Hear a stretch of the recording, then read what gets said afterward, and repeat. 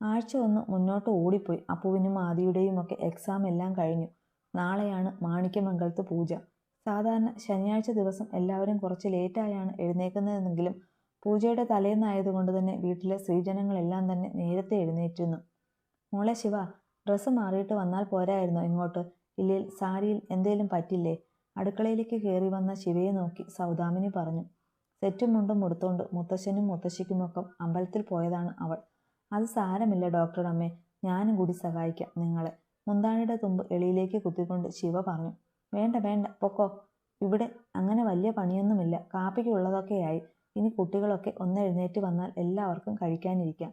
സൗദാമിനി അവളെ തടഞ്ഞുകൊണ്ട് പറഞ്ഞതും ശിവ അവർക്കടുത്തേക്ക് നിൽക്കുന്ന വാമികയെ നോക്കി. അവിടെ നിന്നും ഒരു നോ കിട്ടിയതും പെണ്ണ് ചുണ്ടു ചുളുക്കിക്കൊണ്ട് തിരിഞ്ഞു പോകാനായി തുടങ്ങി. പെട്ടെന്ന് വാമിക പിറകിൽ നിന്നും അവളുടെ കൈക്ക് പിടിച്ചു. എന്താ അമ്മേ, എന്താ ഞാൻ ചെയ്യേണ്ട? ശിവ കണ്ണുകൾ വിടർത്തി ആകാംക്ഷയോടെ ചോദിച്ചതും അപ്പമ്മ അവളുടെ കയ്യിലേക്ക് ഒരു കപ്പ് കോഫി വെച്ചു കൊടുത്തു. അത് ആർക്കുള്ളതാണെന്ന് മനസ്സിലായ അവൾ അമ്മയെ ചുണ്ടൊന്ന് കൂട്ടി കാണിച്ചിട്ട് ഇറങ്ങിപ്പോയി. അവളുടെ പോക്ക് കണ്ട വാമികയും സൗദാമിനിയും ഒന്ന് ചിരിച്ചു. വൈഫവിനുള്ള കോഫിയുമായി മുറിയിലേക്ക് പോകാനായി തുടങ്ങിയപ്പോഴാണ് മുറ്റത്ത് ഒരു കാർ വന്ന് നിൽക്കുന്നത് ശിവ കണ്ടേ. ഇതാരപ്പ ഇത്ര രാവിലെ? ഓ, ചിലപ്പോൾ വിദ്യ അമ്മായിയും മോനും മരുമോളുമാവും. അവർ രണ്ടുപേരും രാവിലെ വരുമെന്ന് മുത്തശ്ശി പറഞ്ഞിരുന്നല്ലോ. സ്വയം പറഞ്ഞുകൊണ്ട് ശിവ ജനൽ വഴി പുറത്തേക്ക് തന്നെ നോക്കിയപ്പോഴാണ് കാറിലെ കോ ഡ്രൈവിംഗ് സീറ്റിൽ നിന്നും ഇറങ്ങിയ ചെറുപ്പക്കാരനെ കണ്ടതും ശിവയുടെ ഉണ്ടക്കണ്ണുകൾ ഒന്നുകൂടെ മിഴിഞ്ഞു. ഇവനോ? ജാനുമ്മ വരുന്നില്ലെന്ന് തന്നെ തീരുമാനിച്ചോ? ഇല്ല മോനെ, നീയും അനിതയുണ്ടല്ലോ, നിങ്ങൾ പോയിട്ട് വാ. അവിടുത്തെ വീട്ടിലെ പൂജയല്ലേ, അവിടെ വേറെ ആരും വേണ്ട. പിന്നെ വേറൊരു ദിവസം നമുക്ക് എല്ലാവർക്കും കൂടി പോകാമല്ലോ അങ്ങോട്ടേക്ക്. ജാനുമ്മ പറഞ്ഞതും സേതു തലയാട്ടി. മാണിക്യമംഗലത്തേക്ക് നാളെ പോകുന്ന കാര്യം ചർച്ച ചെയ്യുകയായിരുന്നു ഇരുവരും. ചൈത്രമോള് കൂടെ ഒന്ന് നിങ്ങളുടെ കൂടെ വന്നിരുന്നേൽ ശിവമോൾക്കും സന്തോഷമായേനെ. ഞാൻ ഇന്നലെയും പറഞ്ഞു നോക്കി, ആ കുട്ടി വരുന്നില്ലെന്ന് തന്നെയാ ഇപ്പോഴും പറയുന്നേ. ജാനുമ്മ സങ്കടത്തോടെ പറഞ്ഞു. സേതുവിന്റെ മുഖം വാടി. സേതു വച്ചേ. പെട്ടെന്നാണ് ചൈത്രയുടെ വിളി കേട്ടത്. സേതുവും ജാനുമ്മയും ഒന്നിച്ച് തിരിഞ്ഞു നോക്കിയതും കണ്ടു തങ്ങൾക്കടുത്തേക്ക് നടന്നു വരുന്ന പെണ്ണിനെ. എന്താ മോളെ? സേതു ചിരിയോടെ അവളോട് തിരക്കി. നാളെ ശിവയുടെ വീട്ടിലേക്ക് പോവാൻ ഞാൻ വരുന്നുണ്ട് നിങ്ങളുടെ കൂടെ. ചൈത്ര പറഞ്ഞത് കേട്ടതും സേതുവിന്റെയും ജാനുമ്മയുടെയും മുഖം സന്തോഷം കൊണ്ട് വിടർന്നു. മോളെ, ജാനുമ്മ ഇന്നലെ നിർബന്ധിച്ചത് കൊണ്ടാണോ വരാമെന്ന് പറഞ്ഞേ? പെട്ടെന്ന് ജാനുമ്മ അവളെ പിടിച്ചുകൊണ്ട് ചോദിച്ചു. ഏയ് അല്ല ജാനുമ്മേ, അതൊന്നുമല്ല. അടച്ചുപൂട്ടി അകത്തിരുന്നു മടുത്തു ഞാൻ. എനിക്ക് കാണണം എൻ്റെ ശിവയുടെ വീട്, അവരുടെ ആളുകൾ, അവളുടെ സന്തോഷമൊക്കെ. അതെല്ലാം നേരിട്ട് കാണണം എനിക്ക്. ഒരു ചെറു പുഞ്ചിരിയോടെ സന്തോഷത്തോടെ പറയുന്നവളെ കാണെ സേതുവിന് സമാധാനമായി. ഇത്രയും ദിവസങ്ങളായി ഇരുണ്ടുമൂടിയിരുന്ന അവളുടെ മുഖത്ത് ആ തെളിച്ചം അയാളിൽ വല്ലാത്ത സന്തോഷം നൽകി. സേതു എഴുന്നേറ്റ് അവൾക്കടുത്തേക്ക് ചെന്നു. നന്നായി, സേതു അച്ഛൻ്റെ മോള് എന്നും ഇങ്ങനെ സന്തോഷമായിട്ട് നിൽക്കണം.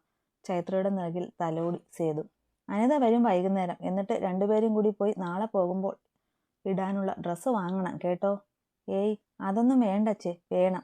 ശിവയുടെ വീട്ടിലേക്ക് അവളുടെ സഹോദരി പോകുമ്പോൾ സുന്ദരിയായിട്ട് വേണം ചെല്ലാൻ കേട്ടോ. വാത്സല്യത്തോടെ സേതു വീണ്ടും പറഞ്ഞതും ചൈത്ര ചിരിയോടെ തലയാട്ടി. എന്നിട്ട് തൻ്റെ റൂമിലേക്ക് നടന്നു. തിരികെ റൂമിലെത്തിയതും കണ്ണാടിക്ക് മുന്നിൽ പോയി നിന്നു അവൾ.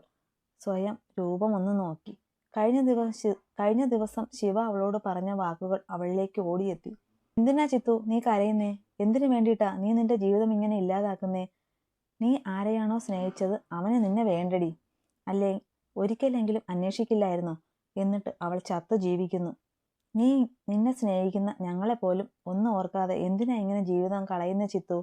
മറക്കടി അയാളെ. നിന്റെ ജീവിതം നശിച്ചവനെ ഓർത്ത് കളയാനുള്ളതല്ല നിന്റെ ജീവൻ. ഞങ്ങളെങ്കിലും ഒന്ന് ഓർത്തുകൂടെ നിനക്ക്? ഇരു കൈകൾ കൊണ്ട് മുഖത്ത് ആഞ്ഞു തുടച്ചു ചൈത്ര. ഇല്ല, എൻ്റെ ശിവ പറഞ്ഞതാ ശരി. എന്നെ വേദനിപ്പിച്ച ആ മനുഷ്യന് വേണ്ടി ഇനി ചൈത്ര കരയില്ല. ദേഷ്യം കൊണ്ട് ചുവന്നു കയറിയ കണ്ണുകളിലെ കണ്ണീരോടെ വാശിയോടെ തുടച്ചു കളഞ്ഞു അവൾ. ഇവനോ? ഇയാളെന്താ ഇവിടെ? കാറിൽ നിന്നിറങ്ങിയ ചെറുപ്പക്കാരനെ കണ്ട് ഞെട്ടലോടെ ശിവ നിന്നു. ഏട്ടത്തിയമ്മേ, ചായ ആയോ? പെട്ടെന്നാണ് വായ്ക്കോട്ടയും വിട്ട് അപ്പു പടികൾ ഇറങ്ങി വന്നു അവളോട് ചോദിച്ചേ. അപ്പുമോളെ, അതാരാടാ? അപ്പുവിനെ കണ്ട ശിവ പുറത്തേക്ക് കൈ ചൂണ്ടി ചോദിച്ചു. ഓ അതോ, അതാണ് ഇവിടുത്തെ ഗിരിരാജൻ കോഴിയും അങ്ങയുടെ ഭാര്യ ഭൂലോക സുന്ദരിയും. മുറ്റത്ത് നിൽക്കുന്നവരെ നോക്കി പുച്ഛത്തോടെ അപ്പു പറഞ്ഞതും ശിവ അത് മനസ്സിലാവാതെ അവളെ നോക്കി. വൃന്ദ അപ്പച്ചിയുടെ മോനും മരുമോളും അത്. കാർത്തിച്ചേട്ടനും ഭാര്യ സ്നേഹയും. രണ്ടും ബാംഗ്ലൂരാ താമസം. നേരത്തെ ഇവിടുത്തെ നമ്മുടെ കോളേജിന്റെ ഇൻചാർജ് ആയിരുന്നു കാർത്തിച്ചേട്ടന്. 3 കൊല്ലം മുന്നേ അവിടെ പഠിക്കുന്ന ഏതോ കൊച്ചിന്റെ പിറകെ നടന്നു ആ കൊച്ചിന്റെ വീട്ടുകാർ ഒരു ദിവസം എടുത്തു പഞ്ഞിക്കിട്ടു. അന്ന് മുത്തച്ഛൻ നാട് കടത്തിയതാ അങ്ങേരെ. ഓ, അപ്പോ ഈ കോഴി ഇവിടുത്തെ കൂട്ടിലെ ആയിരുന്നോ? അപ്പു പറഞ്ഞു കേട്ട ശിവ കാർത്തികിനെ നോക്കി ദേഷ്യത്തിൽ പറഞ്ഞു. ഏട്ടത്തിയമ്മയ്ക്ക് എങ്ങനെ കാർത്തികേട്ടന്റെ വട്ടപ്പേര് അറിയാം? ശിവ കാർത്തികിനെ കോഴി എന്ന് വിളിച്ചത് കേട്ട അപ്പു സംശയത്തോടെ ചോദിച്ചു. നീ ഇപ്പൊ പറഞ്ഞില്ലേ മോളെ, അങ്ങേലൊരു പെണ്ണിന്റെ പിറകെ നടന്ന് പണി വാങ്ങിച്ചെന്ന്. ആ പെണ്ണ് വേറാരുമല്ല, ഈ നിൽക്കുന്ന നിന്റെ ഏട്ടത്തിയമ്മ തന്നെയാ. എളിക്ക് കൈകുത്തി വലിയ കാര്യം പോലെ ശിവ പറഞ്ഞതും അപ്പുവിന്റെ കണ്ണുകൾ മിഴിഞ്ഞുപോയി. ഏ, എന്താ പറഞ്ഞേ? അപ്പു വിശ്വാസം വരാതെ ചോദിച്ചു. അത് ശിവ ചിരിയോടെ അവളോട് എന്തോ പറയാനായി തുടങ്ങിയതും. അയ്യോ, എന്റെ മക്കൾ വന്നോ? മുറ്റത്ത് നിൽക്കുന്നവരെ കണ്ട് വൃന്ദ സന്തോഷത്തോടെ അങ്ങോട്ടേക്ക് ഓടിയെത്തി. അപ്പോഴേക്കും സ്നേഹ ഹാളിലേക്ക് എത്തിയിരുന്നു. സ്നേഹയെ കണ്ടതും വൃന്ദ പിന്നെ സ്നേഹപ്രകടനമായി. എന്റെ മോളെ, നീ അങ്ങ് ക്ഷീണിച്ചല്ലോ. എപ്പോഴും ജോലിയെന്ന് പറഞ്ഞ് നടക്കുമായിരിക്കും അല്ലേ? ഇനി കുറച്ച് ദിവസം അമ്മയുടെ കൂടെ ഉണ്ടല്ലോ. അമ്മ നോക്കാം മോളെ, കേട്ടോ? വൃന്ദ അമ്മായി സ്നേഹയോട് ബട്ടർ പുരട്ടി ഒലിപ്പിക്കാൻ തുടങ്ങി. ശിവയും അപ്പുവും അവിടെ നിൽക്കുന്നത് കണ്ടാണ് ഈ കാട്ടിക്കൂട്ടലുകളൊക്കെ തന്നെ. അപ്പു അത് കണ്ട് ചുണ്ടുകൂട്ടി. സ്നേഹയെ കാണുമ്പോഴൊക്കെയുള്ള വൃന്ദയുടെ പ്രഹസനം അവൾക്ക് സ്ഥിരം കാഴ്ചയാണ്. പിന്നെ ശിവയ്ക്ക് അത് കണ്ട് വലുതായിട്ടൊന്നും തോന്നിയില്ല. അല്ല, ഇത്? പെട്ടെന്നാണ് സ്നേഹ അവിടെ നിന്ന് ശിവയെ കണ്ടത്.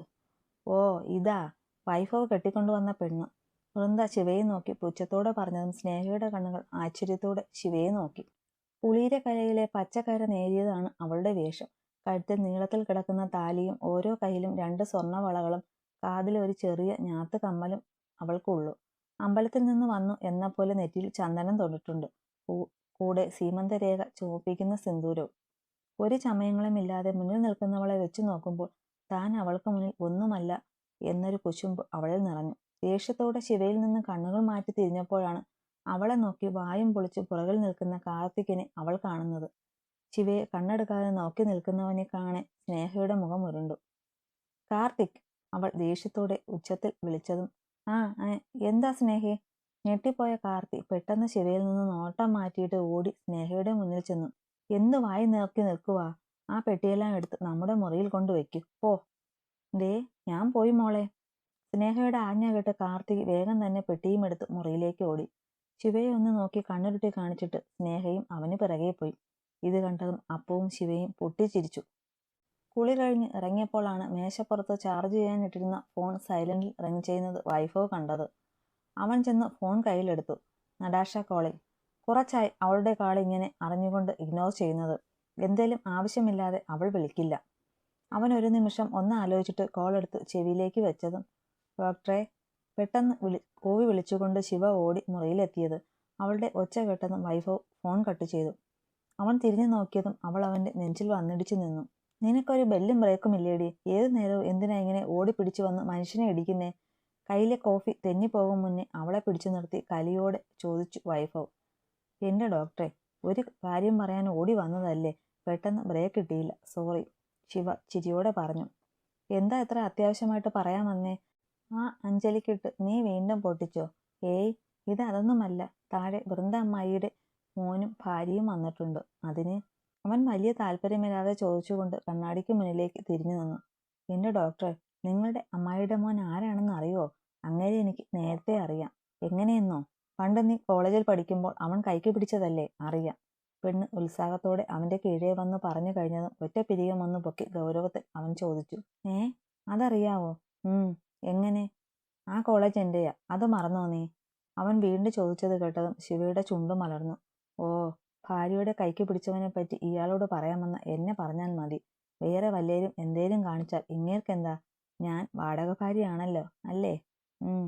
ശിവ ചുണ്ടുകൂട്ടി പിറുപിറുക്കാൻ തുടങ്ങി. വല്ലതും പറഞ്ഞോ? മുടി ചീകുന്നതിനിടെ കണ്ണാടിയിൽ നോക്കിക്കൊണ്ട് വൈഭവ് ചോദിച്ചു. ഒന്നും പറഞ്ഞില്ല, ദാ കോഫിന്ന് പറഞ്ഞതാ.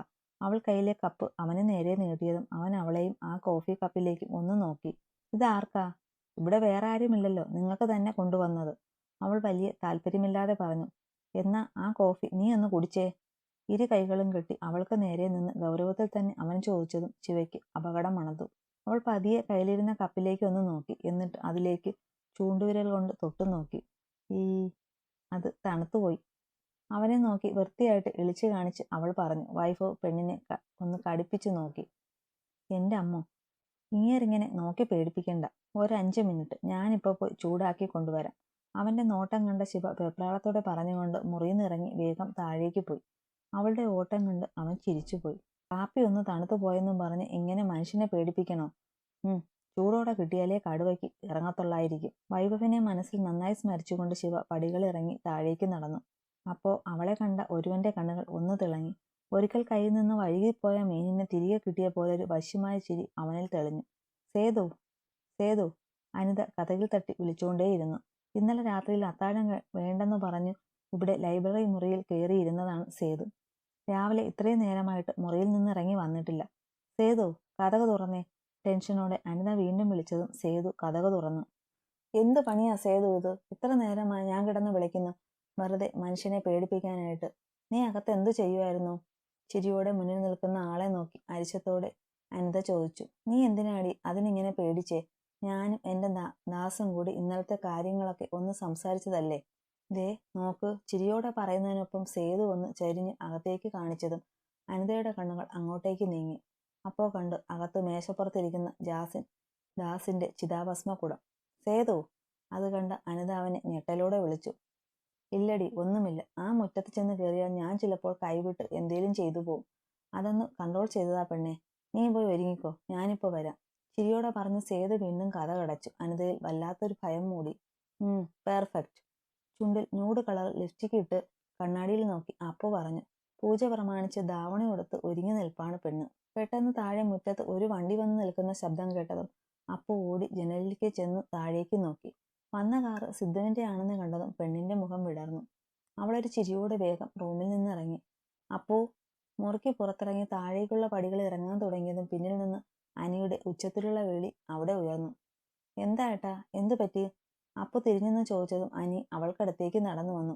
മോളെ, നീ തലയിൽ വെച്ചിരിക്കുന്ന ആ പൂ എടുത്തു മാറ്റ്. പൂവോ? ഏത് പൂവാ ഏട്ടാ? അനി പറഞ്ഞത് കേട്ട അപ്പു കൈകൾ കൊണ്ട് തലയിൽ പരതി. ആ കനകാമ്പരം. അത് വേണ്ട മോളെ. അതെന്താ ഏട്ടാ? എന്റെ ധാവണിക്ക് മാച്ച് ചെയ്യുന്നത് കൊണ്ടാ മുല്ലപ്പൂവിനൊപ്പം ഇതുകൂടി വെച്ച്. അത് മാറ്റണോ ഏട്ടാ? അപ്പു ചുണ്ടു പിളർത്തി ചോദിച്ചു. മാറ്റണം മോളെ. മുല്ലപ്പൂ മാത്രം മതി. ഇനി പൂ വെച്ചില്ലേലും ഏട്ടന്റെ മോള് സുന്ദരിക്കുട്ടിയല്ലേ? അനി പറഞ്ഞതും അപ്പു ചിരിച്ചു. അവള് വേഗം തലയിൽ നിന്ന് കനകാമ്പര പൂ മാറ്റിയെടുത്തു. ഇന്നാ, എന്റെ ഏട്ടന് ഇഷ്ടമായില്ലെങ്കിൽ എനിക്കും വേണ്ട. എന്നാ പിടിച്ചോ. ഞാനേ താഴേക്ക് ചെല്ലട്ടെ. തലയിൽ നിന്ന് ഊരി മാറ്റിയ പൂ അനിയുടെ കയ്യിലേക്ക് വെച്ചു കൊടുത്തിട്ട് അപ്പു വേഗം താഴേക്ക് ഓടി. കയ്യിലിരിക്കുന്ന ആ ചുവന്ന പൂക്കൾ കണ്ടതും അവന്റെ മനസ്സിലേക്ക് തല നിറയെ കനകാമ്പര പൂ ചൂടി വന്നിരുന്ന തന്റെ പെണ്ണ് ഓടിയെത്തി. ഏയ് തമിഴ് പെണ്ണേ! തന്നിൽ നിന്ന് ഓടിപ്പോകുന്നവളെ നോക്കി കളിയോടെ വിളിച്ചു അനി. അയ്യോ ഈശ്വര, ഞാൻ എത്ര തവണ നിങ്ങളോട് പറഞ്ഞു ചേട്ടാ, എന്റെ പേര് ചൈത്ര എന്ന്, അല്ലാതെ തമിഴ് പൊണ്ണ് എന്നല്ല. ഞാൻ തമിഴല്ല ചേട്ടാ, ഞാനേ നല്ല ഒന്നാം തരം മലയാളിയാ. അവന്റെ വിളി ഇഷ്ടപ്പെടാത്ത പെണ്ണ് തിരിഞ്ഞു നിന്ന് മുഖം കോട്ടി അവനോട് പറഞ്ഞു. ഡോ, താൻ മലയാളിയാണെങ്കിൽ പിന്നെന്തിനാ ഈ ചുവന്ന പൂക്കൾ മുഴുവൻ തലയിൽ കയറ്റി വെച്ചിരിക്കുന്നേ? ഞങ്ങളുടെ നാട്ടിലത്തെ പെമ്പിളറൊക്കെ നല്ല മുല്ലപ്പൂ ചൂടിയാ നടക്കുന്നേ, അല്ലാതെ ഈ തമിഴ് ലുക്കിൽ അല്ല നടക്കുന്നത്. പെണ്ണിനെ നോക്കി കുറുമ്പോടെ അവൻ വീണ്ടും വിളിച്ചു പറഞ്ഞതും അവൾ അവനെ നോക്കി കണ്ണെന്നുരുട്ടി കാണിച്ചിട്ട് തന്റെ പൂക്കുട്ടയും കയ്യിൽ പിടിച്ച് തിരിഞ്ഞു നടന്നു. അനി ഒരു ചിരിയോടെ ആ പെണ്ണിന്റെ പൊക്ക് നോക്കി നിന്നു. ഏട്ടാ! പെട്ടെന്ന് ആദിയുടെ വിളി കേട്ടാണ് ഓർമ്മ ചുഴിയിൽ നിന്നും അനി ഞെട്ടി ഉണർന്നത്. ഏട്ടാ, ഇതെന്ത് നിൽപ്പാ? പോയി ഒരുങ്ങ്. താഴെ എല്ലാവരും മുത്തശ്ശി വിളിക്കുന്നുണ്ട്. അനിയെ തട്ടി ആദി പറഞ്ഞു. ആ, ഞാൻ വന്നേക്കാം, നീ അങ്ങ് പൊയ്ക്കോ. ആദിയോട് അലസമായി മറുപടി പറഞ്ഞ് അനി തിരിഞ്ഞ് അവന്റെ റൂമിലേക്ക് നടന്നു. നടക്കും വഴി അവന്റെ കയ്യിലിരുന്ന പൂ നിലത്തേക്ക് വീണു. ഹായ് പൂ! നിലത്ത് കിടന്ന പൂ കണ്ട ആദി അത് കയ്യിലെടുത്തു. ഇതെന്റെ കയ്യിലിരിക്കട്ടെ, ആരൂന് കൊടുക്കാം. പെണ്ണിന്റെ കയ്യിൽ നിന്ന് എനിക്കൊരു ഇംപ്രഷനും കിട്ടും. ചിരിയോടെ പറഞ്ഞുകൊണ്ട് ആദി താഴേക്ക് ഓടി. പുറത്തെ മെയിൻ ബാൽക്കണിയിൽ നിന്നിട്ട് മുറിയിലേക്ക് നടക്കുകയായിരുന്നു വൈഭവ്. അപ്പോഴാണ് ആരതി അവരുടെ മുറിയിൽ നിന്ന് പുറത്തേക്ക് വേഗത്തിൽ ഓടുന്നത് അവൻ കണ്ടേ. നെറ്റിയൊന്ന് ചുളുക്കി അവനൊന്ന് നോക്കിയിട്ട് അവൻ അകത്തേക്ക് കയറി. ആരു, പെട്ടെന്ന് വാടാ. ഈ കാജൽ കണ്ണിൽ വീണു എനിക്കൊന്നാതെ കണ്ണ് നീറുക. അതിന്റെ കൂടെ ഈ കൂടെ പണി തന്നെ. ഇതൊന്ന് പെട്ടെന്ന് ശരിയാക്കിയ നീ. കതക് തുറന്ന് അകത്തേക്ക് കയറിയതും ശിവയുടെ ശബ്ദമാണ് അവൻ കേട്ടത്. അവൻ പതിയെ ഡ്രസ്സിംഗ് റൂമിലേക്ക് ചെന്നതും കണ്ടത് ബ്ലൗസും അണ്ടർസ്കർട്ടും മാത്രം അണിഞ്ഞ് പുറംതിരിഞ്ഞ് നിൽക്കുന്നവളെയാണ്.